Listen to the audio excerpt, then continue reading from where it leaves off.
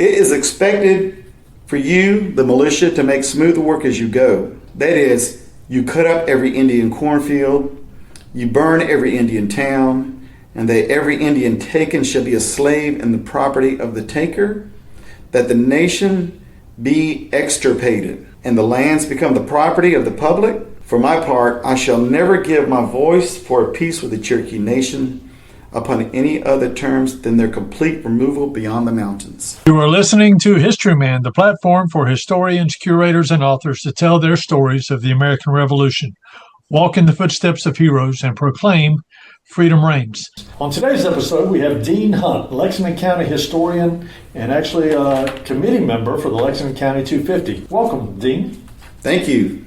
Dean, we are talking right now out of KC, West Columbia, which is kind of the epicenter of Saxe-Gotha. Granby, which was a Revolutionary War battle and actually a fortification for the British for a while, but has actually been the epicenter for and almost a gateway to the backcountry of South Carolina. They would come to the Congarese and then set out from there. So we're going to talk today a little bit about the Cherokee in 1776. The Cherokee War, rightly or wrongly, that was just a reality that the backcountry people had to deal with. And in many respects, why Saxe-Gotha was laid out as a German settlement, and then to make a buffer between the Low Country planters, and because you gotta shield their wealth, right?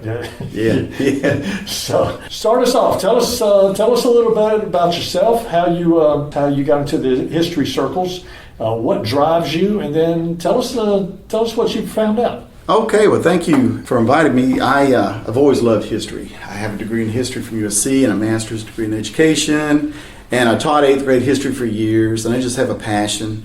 And my 8th grade students used to tell me, Mr. Hunt, why do you like history? And I just tell them, God makes mechanics, and God makes accountants, and God makes teachers, and God made historians, and I just love to share that passion. And I just love South Carolina history. We have so much of it around here. You're like a shaman, is what you're telling me. Yeah. And speaking of shaman, I'm really into Native American history now. I go to all the powwows, met a lot of the chiefs, and the result of my 23andMe DNA test shows that I'm 8% Native American. So this is why I'm here today to talk about the Cherokee War of 1776 in South Carolina. There were several wars with the Cherokee over the course of time. I mean, when we talk about the founding of South Carolina, let's just go back to 1670.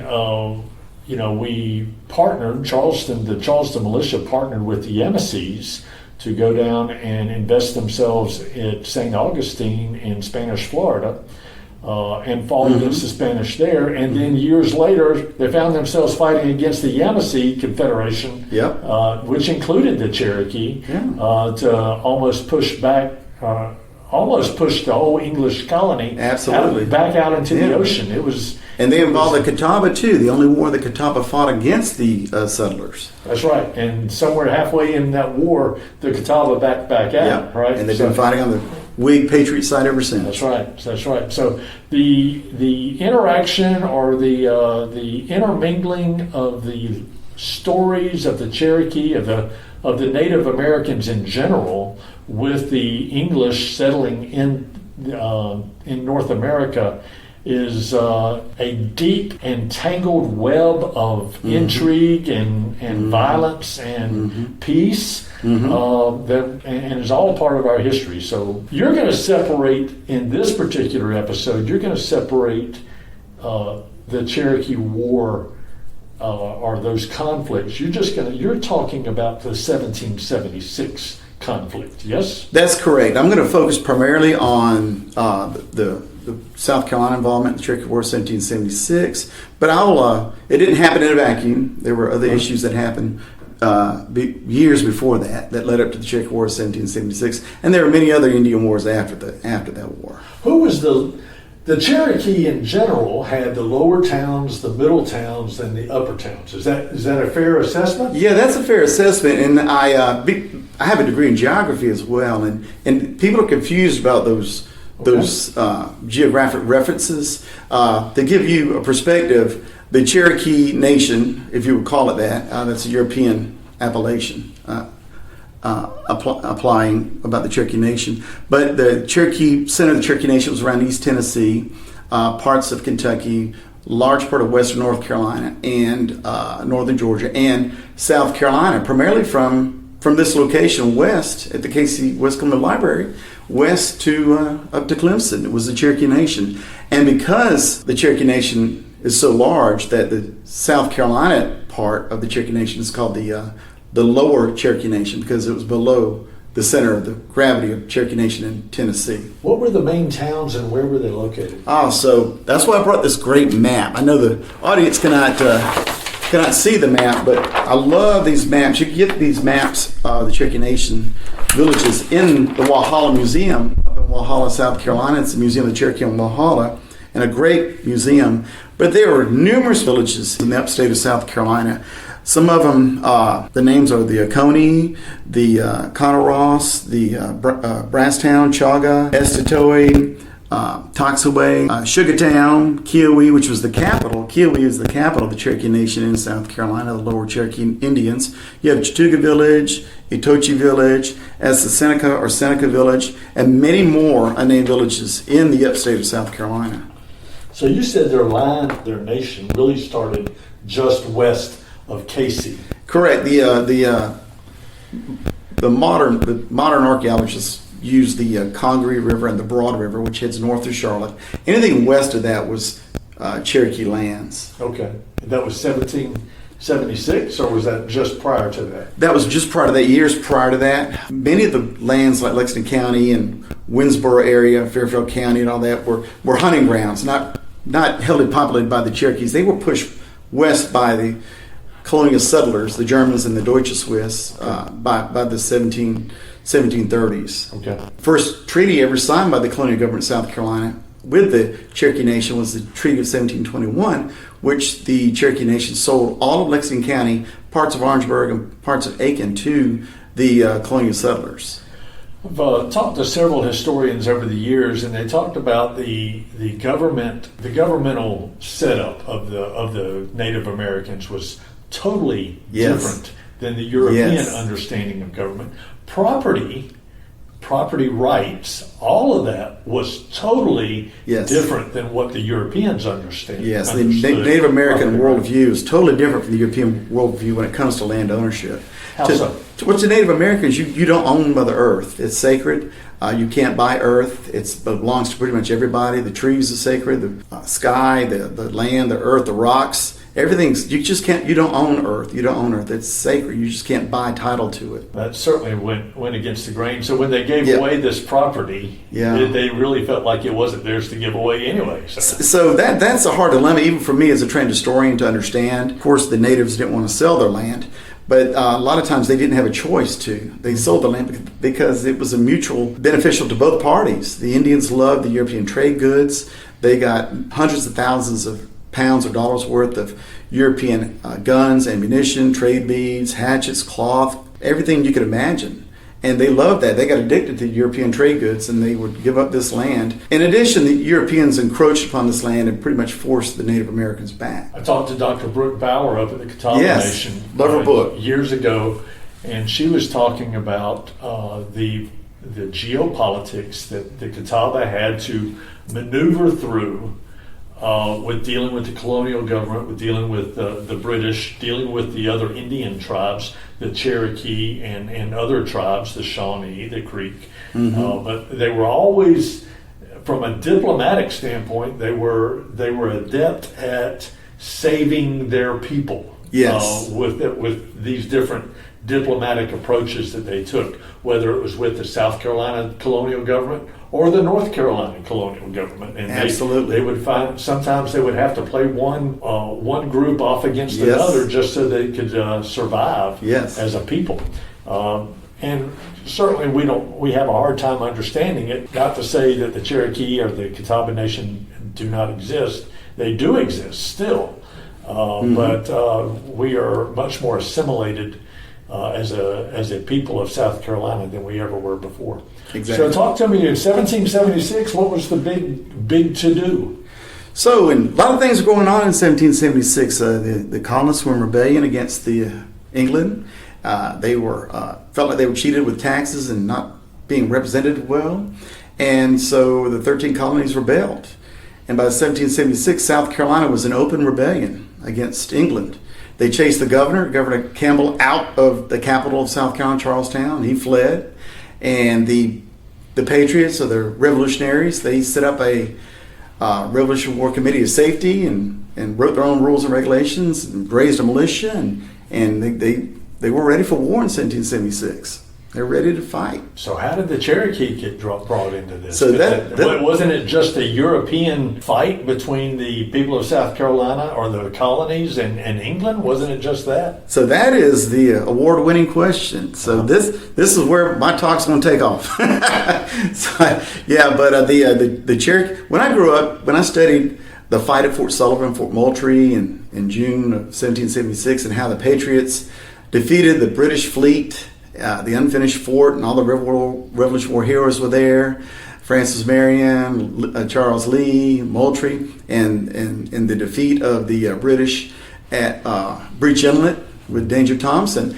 You always heard about the patriotic Revolutionary Whig side. And lo and behold, once I started researching Native American history, come to find out there were Catawbas at Breach Inlet.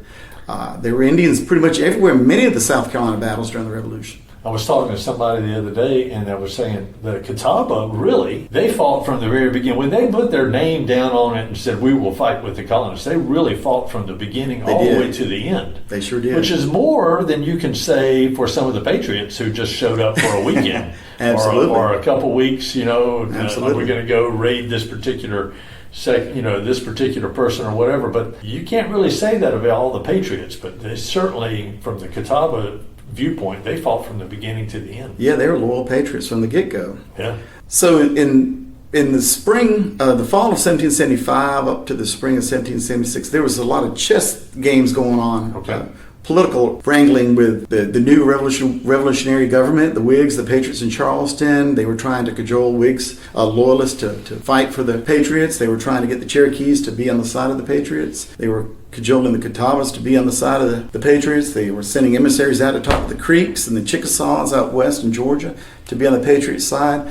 The Indians were upset. The Native Americans were upset by 1775 and 1776. They pretty much had it with white encroachment on sacred Indian lands. And the Native Americans had meetings in East Tennessee in numerous villages, including one village called Chota, C-H-O-T-A. And many Indian delegates came all the way from up north, from New England, to talk to the Cherokees about war. You had different tribes from up north, the Mohawks, Chickasaws from out west, the Cherokees, the Creeks, the Muskogee Creeks. They all met at different villages to talk about what to do with these white encroachments, with these settlers coming into upper South Carolina and East Tennessee and western North Carolina. What are they going to do? And many Indian delegates showed up painted black and red. And many Indians showed up with flags, and I never knew Native Americans had flags. And these flags were deerskin hide painted red and black. And that was the Native American symbol for war. And many of these Indians would gather around, and there would be hundreds of delegates talking. And the older chiefs wanted peace or semi-peace because they know what happened in the past in the Cherokee Wars in 1760 and other wars that happened prior to that, because the Indians was a bad outcome for the Native Americans. They lost land, lost warriors, lost territory. But the younger warriors, like Dragging Canoe, wanted war. They were ready for war. They had enough of the stealing of the land, with stealing the hunting grounds. They were all about war. Many of the Indians showed up with axes and hatchets. They wanted war. So Dragging Canoe, who was Dragging? So Dragging Canoe, he is one of my favorite Cherokee warriors. His father was a Cherokee chief named Atakulakula. His cousin was Nancy Ward, who was a beloved woman of the Cherokee. These are huge names in Cherokee history. Her descendants are still there. Yes, it's just amazing. All over. All over. The mountains of North Carolina. Mm-hmm. And she's half Irish. Mm-hmm. And being a redhead, I kind of keep up with stuff like that, being half Irish. But yeah, dragging canoe. It's hard to pronounce Cherokee names. I can't pronounce his name. It's a very long name. But his father, they were going on a hunting party or a war party, and he was like 4 or 5 years old, dragging canoe. He wanted to go hunting with his dad and fellow warriors, and his dad said, "Hey, if you could drag that canoe to the river, you can go." And this little 5-year-old dragged the canoe, a big canoe, all the way. It's like dragging a kayak today. I kayak. It's a dragging kayak. That's hard to do as an adult. And he dragged that canoe to the river, and his dad and the warriors gave him the name Dragging Canoe. And he has been a fighter. He's known as the warrior Napoleon or the Cherokees. I call him the Francis Marion of the Cherokee because he defended his nation for years. But from a loyalty standpoint for the Cherokee, he certainly stood out. He did. And a lot of folks don't know his name, and people should. Right. He should. Right. But all the chiefs voted for moderation, peace, let's sign treaties, and Dragging Canoe and his faction and the younger Cherokee chiefs wanted war by the fall of 1775. And so the war broke out around the time Fort Sullivan, Fort Moultrie was attacked by the British. Now, historians debate about that. It was a coincidence, maybe. Yeah, was it a coincidence, or was it the British wanting them to coordinate their attack? Excellent question. And historians and degree historians, PhD historians, argue vehemently about this. And I can't find a definitive answer. So as a trained historian, you try to find an answer. The Cherokees in the month of June and July, they were being armed by the British out of Pensacola and Mobile, Alabama and Savannah. The British were sending gunpowder and ammunition and war supplies to the Cherokees. And when you read the first-hand accounts, because I'm an educator, when you read the first-hand accounts, the Stuart and Cameron, which were British Indian agents for the Southeast, were writing letters, and some of those letters survive, and they were saying, we're not wanting the Indians to be involved in the war with the Charlestonian government, the Whigs, but here's guns and ammunition. Be ready. This is for hunting purposes only, for deer. So you just kind of don't really know until the war started. It's interesting that when you're working with people and you have, businesses try to work with each other, and they sign these MOUs and they memorandums of agreement, understanding, or understanding, but they both have their own dictates in their business. Well, we still have to go forward with this. In many respects, that's kind of what you had with these understandings with the British and the Indians too. Hey, the British were like, this is what we would like to see happen or not happen, but yet the Indians still had their own dictates that they had to do and they were a nation. It wasn't a rabble of people. This was a nation, and they had their own. They, like you said, they came together in a government fashion and talked and debated of what to do and that sort of thing. Yep. So they certainly had their own agenda, but that doesn't mean that the agenda, they knew what the British were getting ready to do, and it could be that they just took advantage of that opportunity. I agree. Yeah. Knowing that if the Whigs were tied up with the British coming in from the Atlantic, well, now's a perfect time to take advantage of that, and they can operate independently from that standpoint. The Cherokee were not stupid people. No, not at all. They understood war. They understood tactics. So, absolutely. Interesting point. Yeah. So, what next? So, Fort Sullivan happened, June 28, Carolina Day, we call it today? Carolina Day. That's right. And the Cherokees voted for war. Okanastada and the other Cherokee chiefs said, we are going to war. And the Cherokees launched 3 waves of attacks. One hitting the upper settlements of South Carolina in late June, early July of 1776. Another 1,000 to 2,000 Cherokees hit western North Carolina European settlements and hit Virginia settlements. And these waves caught the European settlers by surprise. A lot of these settlements were rural, just mom and pop farms, and they were massacred by the natives. The British, Cameron and Stuart, told the natives, if you go to war, don't kill the women and children. And many women and children were captured by the natives as prisoners of war. Many enslaved Africans that were slaves of the settlers were captured as prisoners of war by the Cherokee. But these settlers dashed into private forts. These were usually homes with a palisade wall around it. And you would have hundreds of women and children and farm animals in these forts for weeks at a time, surrounded by the Cherokees. And the Cherokees actually pushed all the way down here to the Congarees. Do you know of any of the settlements that were actually attacked at that point? So some of the settlements, there was a large settlement presence in the upstate at the time. You have 96, you have the Congarees, Granby, Saxagatha area, but most of the homesteads were just small farms, not big plantations, and they were easily overrun by the Cherokees. So I know that Pickens built himself a blockhouse, and there are several other blockhouses around the upstate of South Carolina from a historical record. Was there a particular raid that stood out that kind of garnered or caused an upswell of support to push back against the Indians? There were, and I was going to get to that, but the first thing that comes to my attention is Lindley's Fort in Lawrence County. But the backstory to that is, once that occurred, Charleston was... The Patriots, the Whigs, were just an outrage. They immediately started sending letters to Congress in Philadelphia. They sent letters to North Carolina governors, Georgia governors, asking for help.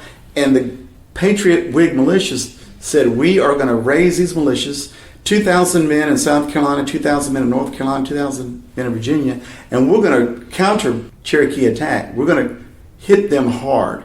And the militias were raised in days. And money was appropriated just like that. The Council of Safeties raised money. And these militia, not Continental, but these militia actually marched up to the backcountry and here to the Congarees. And they brought thousands of cattle, beeves, that was protein on the hoof. So there were hundreds of wagons. It was an expensive ordeal for South Carolina in 1776 to do this. And again, when I was growing up, you just think of the British fighting the Patriots and the Whigs in South Carolina by 1776. This is a war that lasted 3, 4, 5 months in the upstate of South Carolina. Did it go well the whole time for the Americans when they pushed back, or did they have problems? They had some problems, but for the most part, it was a one-sided affair. Okay. The Patriots actually marched up here to the Congarees. They watered the horses here in the Congarees. They trained and reorganized themselves, and they pushed up to a place called DeWitt's Corner and camped there, which is due west. Due west, yep, due west, and they camped there. And it was called the corner because if you look at a map, it's kind of like a corner on a line drawn. And anything west of that, which is just past Lawrence, was the Cherokee Nation, the so-called Cherokee Nation, and that was it. That was when you crossing the border and hitting the Cherokee Nation. And I want to read a primary example of what these colonists, these Whig militia were going to do. Being an educator, I like to read from first-hand accounts, primary sources, because it's what their minds are thinking at the time, and they wrote it down. And the president of the Council of Safety, his name was William Henry Drayton of Charleston. He wrote to the militia commanders in South Carolina. And this is horrifying and terrible to read. It upsets me every time I read it. It is expected for you, the militia, to make smooth work as you go. That is, you cut up every Indian cornfield, you burn every Indian town, and that every Indian taken shall be a slave in the property of the taker, that the nation be extirpated, and the lands become the property of the public. For my part, I shall never give my voice for a peace with the Cherokee Nation upon any other terms than their complete removal beyond the mountains. Wow. That says it all right there. It's a genocide campaign. That's crazy. And, you know, we lift Drayton up as one of the founding fathers of South Carolina in many respects. Yeah. He is certainly a Revolutionary War icon. Yeah. Yeah. Good word. Yeah. Icon. And a stalwart of freedom in South Carolina. But, you know, when the Cherokee raised his ire, they really did, didn't they? They sure did. And that says it all. And when you read that just lets you know. And that word extirpated means to extinguish. Yeah. And the word beyond the mountains, that's west of the Blue Ridge. So who marched to his orders? So the commander of the South Carolina expedition was Andrew Williamson. A lot of folks know him from the Revolutionary War. Yeah. But he is amazing to read about. He's Scotch-Irish. He was promoted to be the colonel for the South Carolina expedition under Drayton had promoted him. And he was the man leading this campaign. Who were some of his commanders? So you got Thomas Sumter, who participated at this this campaign. Okay. You had Pickens. Okay. The whole Pickens, all the family Pickens were on this campaign. All the famous luminaries that you read about were participating in this campaign. Was Marion there? I have not found anything about Marion. I know he was in the early expedition in 1760 in North Georgia and Western North Carolina. He participated in those campaigns as well. But I can't find nothing on Marion. He had to be.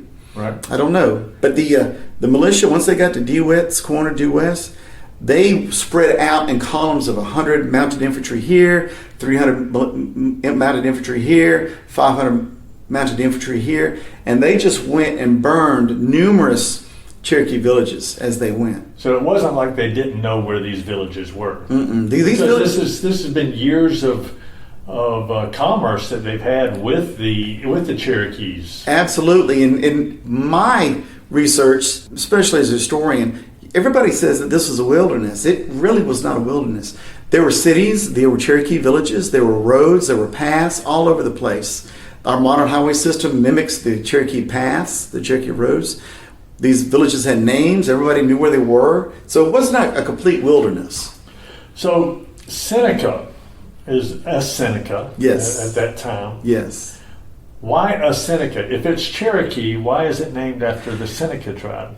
I used to know that. I researched that, but it's something to do, which is a similar word in Cherokee. I forgot the name of it, but yeah, I need to research the Seneca that. were not there. No, there's nothing to do with Seneca Cherokee. in New York. Very good. Yeah. All right. Yeah. All right. So Williamson is a controversial figure later on in the Revolutionary War. Absolutely. All right. So tell me a little bit about Williamson. So Williamson is an extraordinary man. He lived in a plantation house called Whitehall, just south of 96, and nobody's found Whitehall. Did he lose it later on? He did. Archaeologists have recently found Whitehall. John Allison, my friend, recently found Whitehall. But yeah, it was a beautiful plantation. It was a blockhouse as well.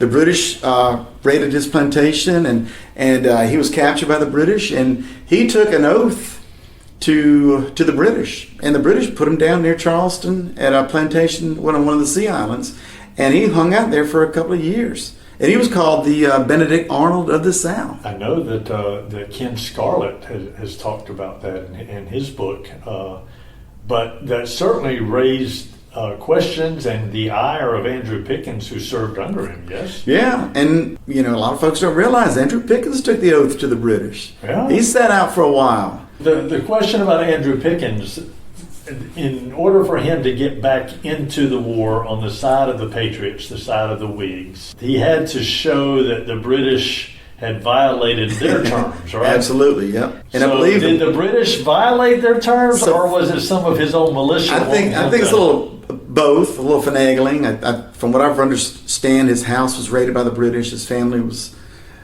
messed with by the British, and he just was it really the British? Invalidated his oath, or maybe the loyalists, his neighbors. You can really get in the grass with that one. Yeah, but he eventually became a patriot and fought at Cowpens and fought at Utah Springs. Well, he was big at the ring fight, which we're getting ready to talk about here. Absolutely, right? At the very beginning. One of the famous battles. And then he went on up into North Carolina, served in North Carolina over the North Carolina militia. Yeah, that's something. So he made it up. And Williamson eventually was an undercover patriot. After the war, General Greene said, hey, he was a double agent. He supplied me with messages about British troop strengths and the situation in Charleston, and his plantation was not immersed by the colonial government. And immersed was when the plantations were seized by the Patriot government of loyalists in South Carolina after the war. If they weren't taken, they were immersed. A certain percentage, they had to pay a fine. 10%, 15, 20, 50%, but he was given a pardon by the Patriots. Wow.